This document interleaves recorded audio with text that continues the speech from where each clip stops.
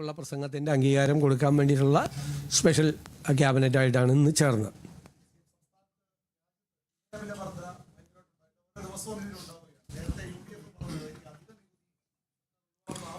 അത് നമ്മൾ പരിശോധിച്ചുകൊണ്ടിരിക്കുകയാണ്. കാരണം എന്ന് വെച്ച് കഴിഞ്ഞാൽ ഒരു തീരുമാനം എടുക്കാൻ പറ്റാത്ത അവസ്ഥയിലാണ്, ഓരോ ദിവസം കൂടിക്കൊണ്ടിരിക്കുകയാണ്. അപ്പോൾ അതിൻ്റെ അകത്ത് ഒരു എമൗണ്ട് വന്നു കഴിഞ്ഞാൽ ആണ് നമുക്കതിനെ സംബന്ധിച്ച് ഞങ്ങൾ അതിൻ്റെ ഇമ്പാക്റ്റ് എന്താണെന്ന് ഞങ്ങൾ ധനകാര്യ വകുപ്പ് സൂക്ഷ്മമായി നിരീക്ഷണം നടത്തുന്നുണ്ട്. നികുതി വരുമാനം എത്രയാണ് ഉണ്ടാകുന്നത്, സാധാരണക്കാരന് എത്ര രൂപയാണ് അതിൻ്റെ അകത്ത് ബുദ്ധിമുട്ടുണ്ടാകുന്നത് എന്ന് ഞങ്ങൾ പരിശോധിച്ചുകൊണ്ടിരിക്കുന്നുണ്ട് ഓരോ കൂട്ടലിലും. പക്ഷേ ഇത് എല്ലാ ദിവസവും വന്നുകൊണ്ടിരിക്കുകയാണ്. അതുകൊണ്ട് ഒരു കൃത്യമായ അതിനൊരു തീരുമാനം, അവസാന തീരുമാനം വന്നു കഴിഞ്ഞാൽ മാത്രമേ നമുക്കും തീരുമാനം എടുക്കാൻ പറ്റുള്ളൂ. അല്ലെങ്കിൽ നമ്മളും തീരുമാനം എല്ലാ ദിവസവും ഇതുപോലെ ഓരോ ദിവസവും ചെയ്യുന്നത് കൊണ്ട് ചെയ്യേണ്ടി വരും. അത് ഞങ്ങളുടെ പരിശോധനയിലാണ് തീർച്ചയായിട്ടും.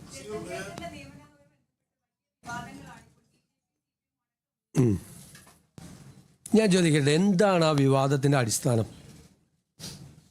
അദ്ദേഹം സംസ്ഥാന സർവീസിലുള്ള ആളാണ് അല്ലേ, ഓൾ ഇന്ത്യ സർവീസിലുള്ള സംസ്ഥാനത്തെ ഒരു ഉദ്യോഗസ്ഥനാണ്. എങ്ങനെയാണ് ചീഫ് ഇലക്ടറൽ ഓഫീസറെ നിയമിക്കുന്നത്? ഗവൺമെൻറ് കൊടുക്കുന്ന പാനൽ, സംസ്ഥാന ഗവൺമെൻറ് കൊടുക്കുന്ന പാനലിൽ നിന്നും ചീഫ് ഇലക്ഷൻ കമ്മീഷണർ അദ്ദേഹത്തെ നിയമിക്കും. എന്തിനാണ്? ഇലക്ഷൻ നടത്തുന്നതിന് വേണ്ടിയിട്ട്. ഇലക്ഷൻ നടത്തി കഴിഞ്ഞാൽ അതിൻ്റെ ജോലി തീർന്നു. സാധാരണ എന്താ ചെയ്യുന്നത്? അതിനുശേഷം പിന്നെ അതോടുകൂടി ഔദ്യോഗിക ജീവിതം അവസാനിപ്പിക്കുകയാണ്. ചീഫ് ഇലക്ടറൽ ഓഫീസറുടെ ഔദ്യോഗിക ജീവിതം പിറ്റേ ദിവസം റിട്ടയർ ചെയ്യുവാണ്. ഇത് എന്താണ് ഇവിടെ നടക്കുന്ന ചർച്ച? ശ്രീമതി നളിനി നെറ്റോ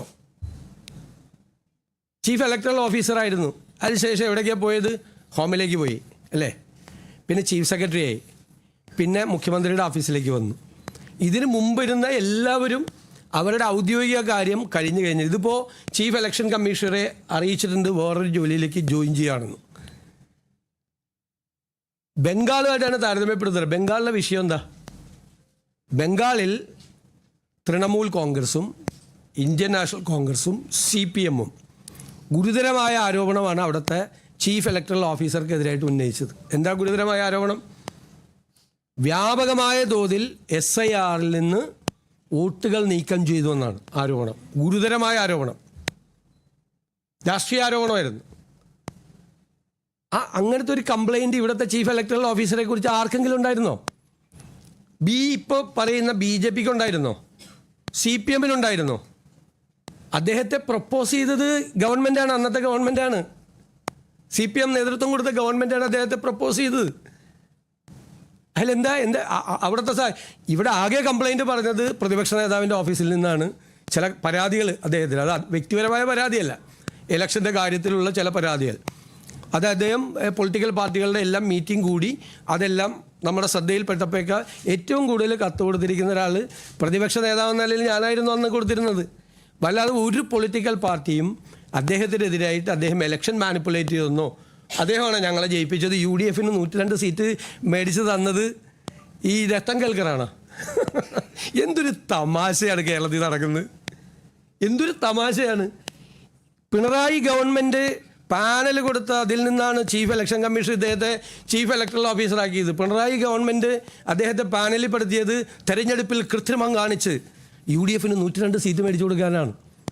ഇതിനേക്കാൾ വലിയ തമാശയുണ്ട് ഇതൊക്കെ ചർച്ച ചെയ്യുന്നതിന്. എനിക്ക് എല്ലാവരോടുള്ള അഭ്യർത്ഥന, കുറച്ചുകൂടി കൺസ്ട്രക്റ്റീവായിട്ടുള്ള, ക്രിയേറ്റീവായിട്ടുള്ള, നമ്മുടെ സംസ്ഥാനത്തിൻ്റെ ഭാവിക്ക് വേണ്ടിയിട്ടുള്ള വിഷയങ്ങൾ ചർച്ച ചെയ്യേ. ഞങ്ങളെ വിമർശിച്ചോ? എനിക്കിപ്പോഴും നിങ്ങൾ ആരെങ്കിലും ഒരു ചോദ്യം ചോദിക്കുക എന്നോട്, സംശയം, നിങ്ങളുടെ സംശയം ചോദിക്കും ഈ വിഷയത്തിൽ. എന്ത് തെറ്റാണ് ഞങ്ങൾ ചെയ്തത്, എന്താണെന്ന് ചോദിക്കും.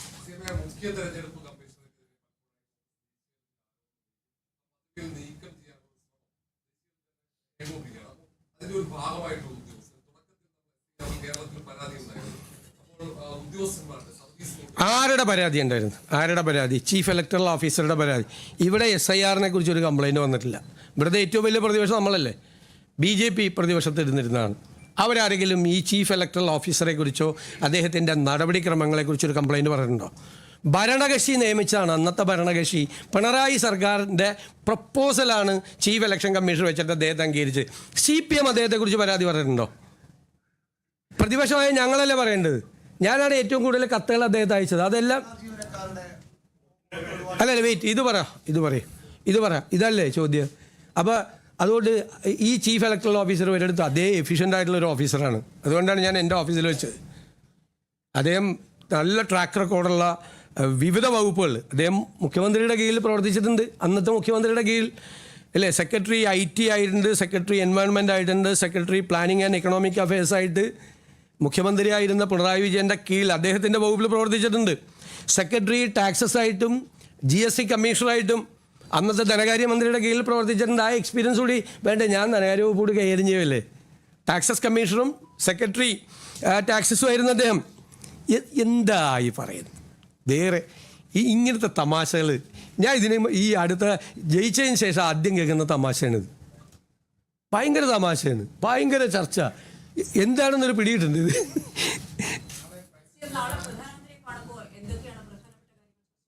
അത് ഞാൻ ഇന്ന് നിങ്ങളോട് പറയണതിൽ എന്തോ ഒരു അനൗചിത്യമായിരിക്കും.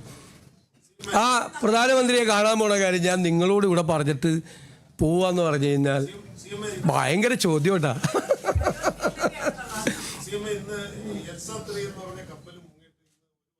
ആ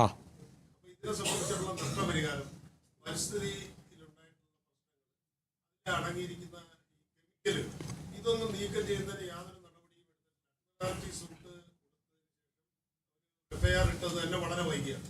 പിന്നെ ഇപ്പോൾ കേരളത്തിന്റെ തെക്കൻ തീരങ്ങളിൽ ഈ പ്ലാസ്റ്റിക് പെല്ലറ്റുകളും ഈ ഓയിൽ കണ്ടന്റുകളും ഇപ്പൊ മൺസൂൺ തുടങ്ങിയപ്പോൾ അടിയൊഴുക്ക് വർദ്ധിച്ചപ്പോൾ തീരത്തടിയുന്നു.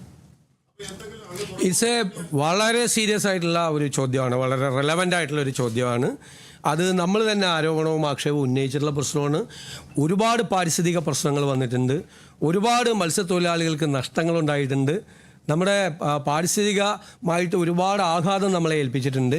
അതുകൊണ്ട് അതിനെ തുടർന്ന് അന്നത്തെ ഗവൺമെൻറ് സ്വീകരിച്ച നടപടികൾ മുഴുവൻ ഉറപ്പായി പരിശോധിച്ച് വേണ്ടി വന്നാൽ അഡ്മിറാൽറ്റി സൂട്ട് അമെൻഡ് ചെയ്ത് ഇപ്പോൾ ഫയൽ ചെയ്തേക്കുന്ന അഡ്മിറാൽറ്റി സൂട്ട് അത് തന്നെ അന്നത്തെ പ്രതിപക്ഷത്തിൻ്റെ കൂടെ സമ്മർദ്ദം കൊണ്ടാണ് ഈ അഡ്മിറാൽറ്റി സൂട്ട് തന്നെ ഫയൽ ചെയ്ത്. മടിയായിരുന്നു ചെയ്യാൻ വേണ്ടിയിട്ട്, എന്താണെന്ന് എനിക്കിപ്പോഴും അറിയില്ല.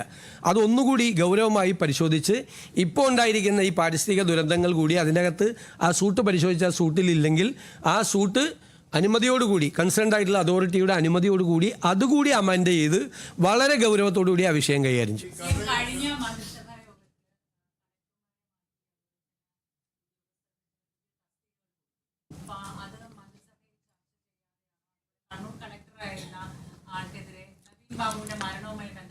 ഇതെല്ലാം ഭരണപരമായ തീരുമാനങ്ങളാണ്. ഇതിൻ്റെ അകത്ത് ആദ്യം എടുത്തിരിക്കുന്നത് കളക്ടർമാരുടെ ഡ്യൂ വന്നു. ഇപ്പോൾ ഓഫീസേഴ്സെല്ലാം റെഡിയാവുന്നേ ഉള്ളൂ. അപ്പോൾ ആ കളക്ടർമാരെ നിയമിക്കാൻ പറഞ്ഞു. സീനിയോറിറ്റി അനുസരിച്ചിട്ടാണ് നിയമിക്കാൻ പറഞ്ഞത്. ബാക്കിയുള്ള സ്ഥലത്ത് ഈ കളക്ടർ സ്ഥാനത്ത് മാറുന്ന ആളുകൾക്ക് പല സ്ഥലങ്ങളും കൊടുത്തു. ഉദ്യോഗസ്ഥന്മാരുടെ ഡിപ്ലോയ്മെൻ്റ് ആയിട്ടില്ല. കാരണം എന്ന് വെച്ച് കഴിഞ്ഞാൽ ഈ വകുപ്പുകൾ വെച്ചതിനെ റാഷണലൈസ് ചെയ്യണം. ഓരോ മന്ത്രിമാർക്കും ഇപ്പോൾ 3-4 സെക്രട്ടറിമാരുണ്ട്.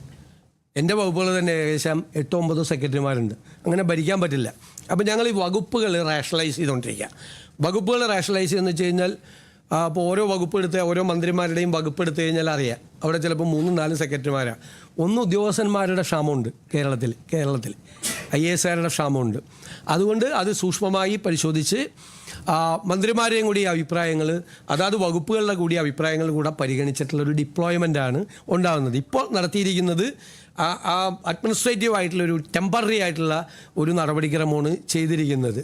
അതിൽ മന്ത്രിസഭയിൽ വെക്കേണ്ട കാര്യങ്ങൾ മന്ത്രിസഭയിൽ വെക്കും, അല്ലാതെ ജനറൽ അഡ്മിനിസ്ട്രേഷൻ തീരുമാനിക്കേണ്ട കാര്യങ്ങൾ ജനറൽ അഡ്മിനിസ്ട്രേഷൻ തീരുമാനിക്കും.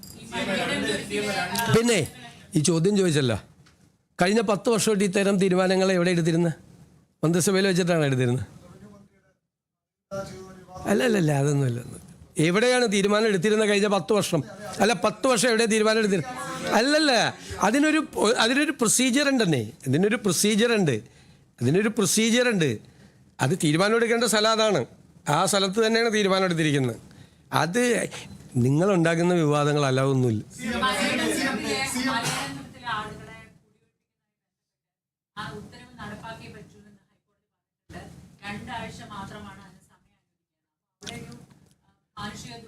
തീർച്ചയായിട്ടും അത് നല്ല ചോദ്യം. അതിൻ്റെ അകത്ത് ഏറ്റവും രസകരമായിട്ടുള്ള കാര്യം അവിടെ ഒരു സമരം ഇപ്പോൾ നടക്കുന്നുണ്ട്. ഞാൻ ഞെട്ടിപ്പോയി ആ സമരം കണ്ടിട്ട്. മുൻ മന്ത്രിസഭയിലെ 2 അംഗങ്ങൾ അവിടെ പോയി സമരം ഇരുന്നു. ഈ സംഭവം നടക്കുന്നത് ഞങ്ങൾ സത്യപ്രതിജ്ഞേൻ്റെ അടുത്ത ദിവസമല്ലേ?